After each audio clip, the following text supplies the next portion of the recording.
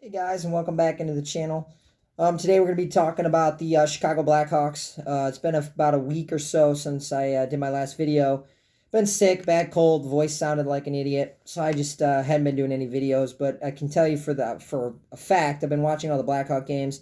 Haven't missed a single play, single period, single second of any game yet. I gotta say, there's definitely been some positives to talk about with the Blackhawks. Some things that they're doing much better than they were last year, primarily on the defensive end, particularly the last few games.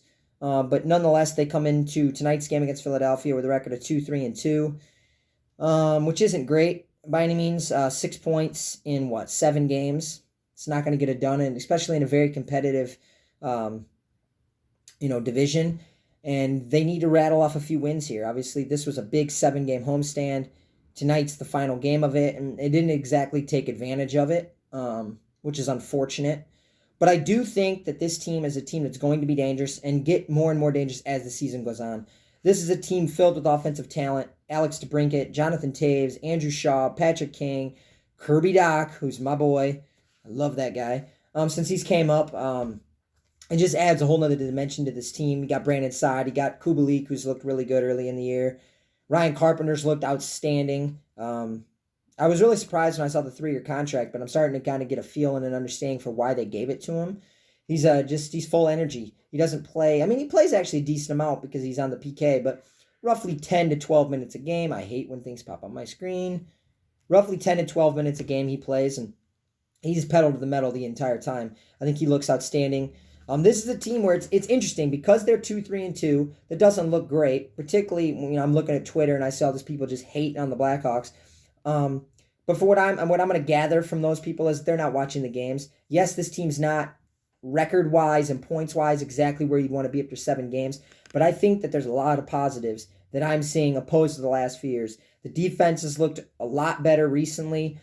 Keith's looking, I think, pretty solid. Seabrook's looking solid. DeHaan, I'm falling in love with this guy.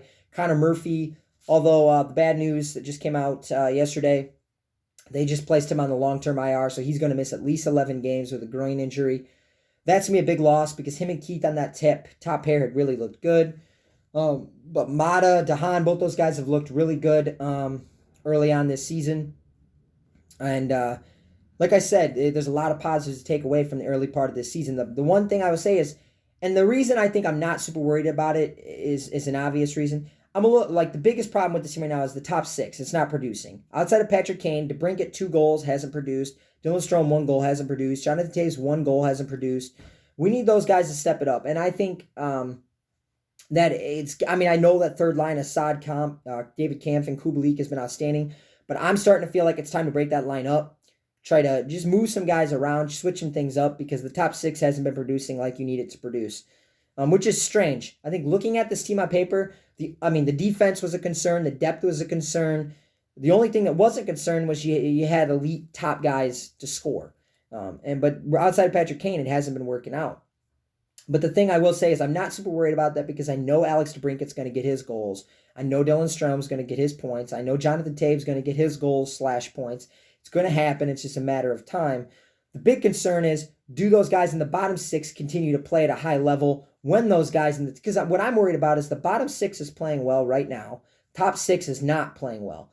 My concern is right about the time the top 6 will start playing better, the bottom 6 will fall off, which wouldn't surprise me. That would be a natural regression. A lot of those guys in the bottom 6 are bottom 6 guys for a reason. But we can hope that at some point they'll all sync up and play well together. I think if they do, this team's a team that's particularly on the offensive end capable of rattling off 5-6 wins in a row. I think anyone that watches this team would agree with that. This is a team that's just really offensively gifted. But tonight we play the Philadelphia Flyers. Obviously, we played them the season opener in the Czech Republic and lost. I think this is it's the first month of the season. You're never going to say must win, but it's damn near close to it. They need to end this 7-game homestand with a win. They need to get 2 points. Obviously, the standings are a little deceiving right now because they've played a lot less games. But they are falling behind some teams. Colorado is damn near 10 points ahead of them already. So I think a win tonight would be huge. I know they got LA coming up on the schedule. That's a game they can certainly win. I just think that it's time for them to rattle off 2-3 in a row, get the confidence going.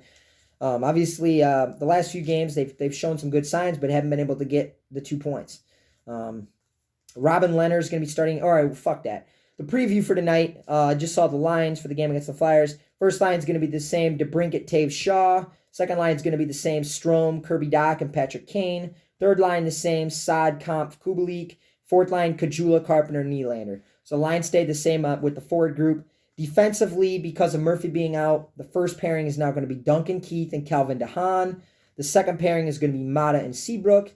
Third pairing will be Slater Cuckoo, who's going to jump into the lineup for Murphy, and Eric Gustafsson, who surprisingly stays on that third line. I kind of thought, and I'm not saying I disagree with it, but I kind of thought Gustafsson would move back up to that first pairing with Keith, with Murphy being out, but that doesn't appear to be the way that Colleton's deciding to go immediately. We'll see how it plays out. Calvin DeHaan's been great early, so I think he certainly earned the opportunity to be on that first line. Robin Leonard's going to be in goal again, so it kind of is breaking their string of back and forth, which I like. Robin Leonard's been outstanding early on. Was a minute and a half from a shutout last game. He deserves 2 straight starts. Let the guy get back in there. Like I said, this is, I'm not going to say must win by any means, but it's a very important game, and it would it would be very great for those assholes to win this game. They need 2 points. And goddamn, can Alex DeBrincat, Jonathan Taves, Dylan Strome, can I get a little bit of production offensively from those guys, please? We need some production from them.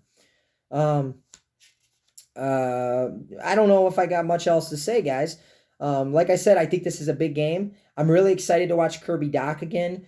In a few minutes, I'm going to be doing a video about Kirby Dach and the decision that's looming with the Blackhawks and his status as to whether he'll go back to the WHL or remain with the Hawks for the whole season. I got some opinions on that.